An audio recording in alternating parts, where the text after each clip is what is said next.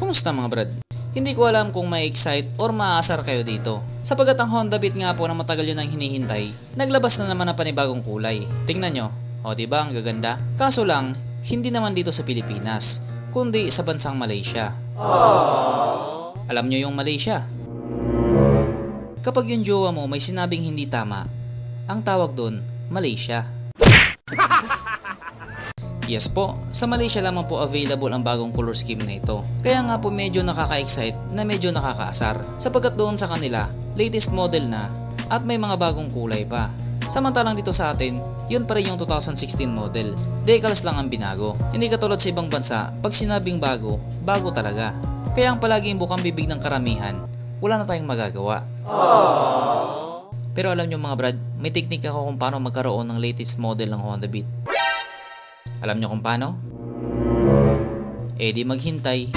Nakita mo to, hampas ko to sa pagmumukha mo no?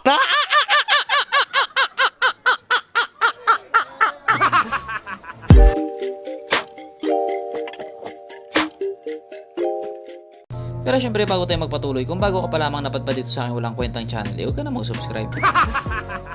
So yun na nga, yung Honda Beat na matagal nyo nang hinihintay, naglabas na naman ng panibagong kulay. Kaya medyo parang nakakaingit lang. So January 2020 pa nga po nilabas ang Honda Beat na ganyan. Syempre sa bansang Indonesia. At taon-taon nga po naglalabas sila ng mga bagong kulay. Kaya taon-taon ka rin mapapasabi ng sana all. Pero ayon nga po sa mga balibalita, malaki daw ang tsansa na ilabas yan ngayong taon dito sa Pilipinas. Kaya para doon sa mga nag-aabang, mag-abang lang kayo.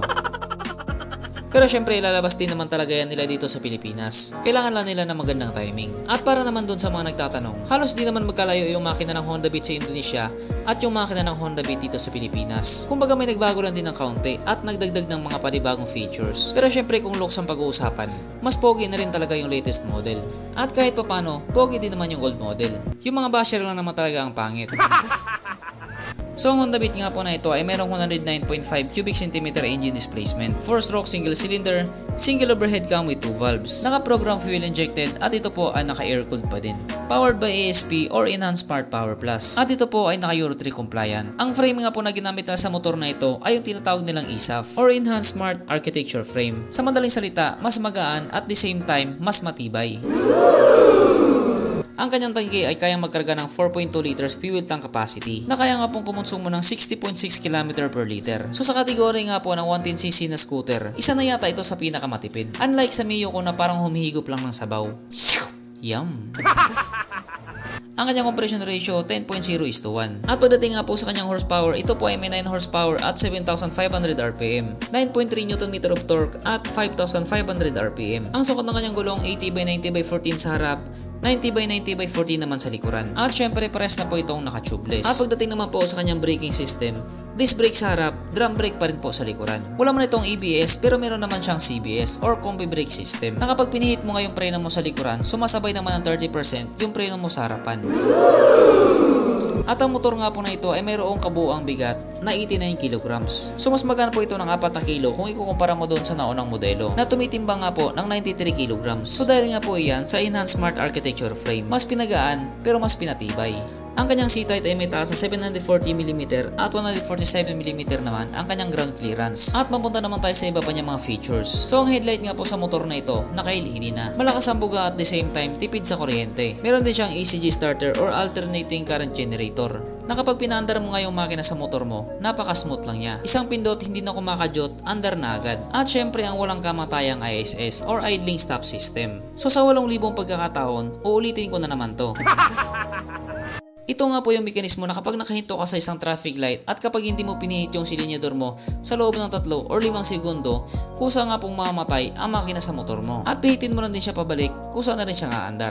Isa nga din po sa mga safety features sa motor na ito ay ang kanyang side stand kill switch. So kahit naman yung old model ng Honda Beat, meron din ganito. Kaya kapag hindi mo napaandar yung motor mo, malamang sa alamang isa sa mga dahilan nakababa yung kanyang side stand. Bilang isang rider, masabi kong napakaganda talaga ng feature na ito. Kasi hindi ka talaga madidisgrasya dahil lang sa nakababa ang iyong side stand. At regarding naman po sa kanyang presyo, kung pagbabasihan natin yung presyo sa Malaysia na 5,765 Malaysian ringgit, ito po ay papatak sa atin ng 70,000 pesos. At kung pagbabasihan naman natin yung presyo sa Indonesia na 17.36 million Indonesian rupiah, ito naman po ay papatak sa atin ng 60,000 pesos. So halos di nga rin po nagkakalayo sa current price ng Honda Beat na nandito sa Pilipinas. Pilipinas na 67 to 70,000 pesos. So sa mga ganong presyohan, masasabi kong hindi ka talaga talo. Lalong-lalo na't ang motor na ito ay meron na pong USB charging port.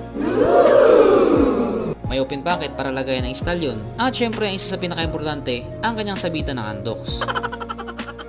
At kung masaya ka na sa sabitan ng Andox, dito mas lalo ka pang sasaya. Sapagkat oras na nga po para sa ating Rider's Check, ang pinaka-importanting feature sa isang motor. At ayon nga po sa aking masusing pag-aanalisa, ang motor na ito ay kayang magkarga ng 2 kahong Red Horse.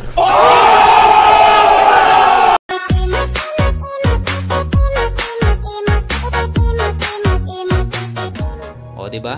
Lahat na yata ng advantage dito sa motor na ito. Tipid sa gas, may lagay ng stallion, may sabitan ng Andox, at higit sa lahat, kayang magkarga ng 2 kahong Red Horse. Kaya highly recommended talaga. Nga pala mga brad, malapit na Valentine's Day. May kadate na ba kayo? Kasi kung wala, hayaan nyo na. Pasasaan ba at maghihiwalay din naman yung mga yan.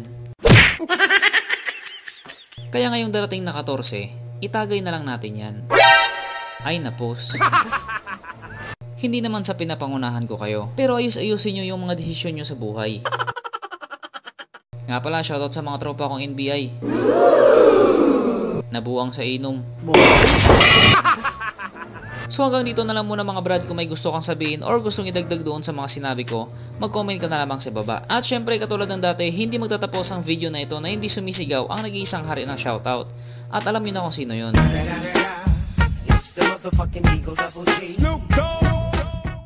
So shoutout ka pala kay Jade Bondad. Shoutout kay JM Mojedo. Shoutout kay Liaan. Shoutout kay Ryan De Los Reyes. Shoutout kay Alden Mike Siason. Shoutout kay Jubilee Castalia. Shoutout kay Frankie.com. Shoutout kay Dex Mix. Shoutout kay Abdul Rahman Channel. Shoutout kay Jefferson Forzuelo. Shoutout kay Grader for Fast.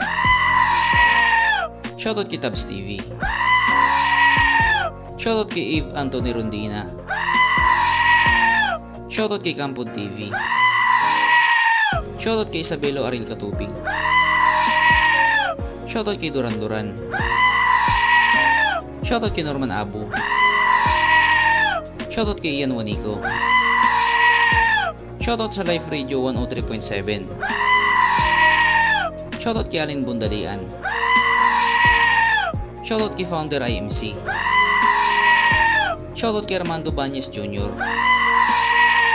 Shoutout kay John Raymond Lunar na magbe-birthday ngayong February 22. Happy birthday po! At shoutout na rin sa kanyang girlfriend na si Cordapia at sa kanyang pusa na si Freya. Shoutout kay Ako Simar at pati na rin sa buong Jain or Hain family dyan sa may Basilan. Shoutout kay Merlin. Shoutout kay Arnel Valera. Shoutout kay Joey Aringo at pati na rin sa kanyang asawa. Shoutout kay Jetri Andrade. Shoutout kay Arvin Reyes Silvosa at pati na rin sa kanyang asawa na si Madam Suset at sa kanilang mga anak na sina Xavier Anfred, Kian Vince, Axel Peter at Ryuken. Shoutout kay Joshua Jericho Cruzat. Shoutout kay Mr. Kape. Shoutout kay Aaron John Vincent Sanchez. Shoutout kay Boy Fisher. Shoutout kay Ruel Gingging. Shoutout kay Luitsky TV.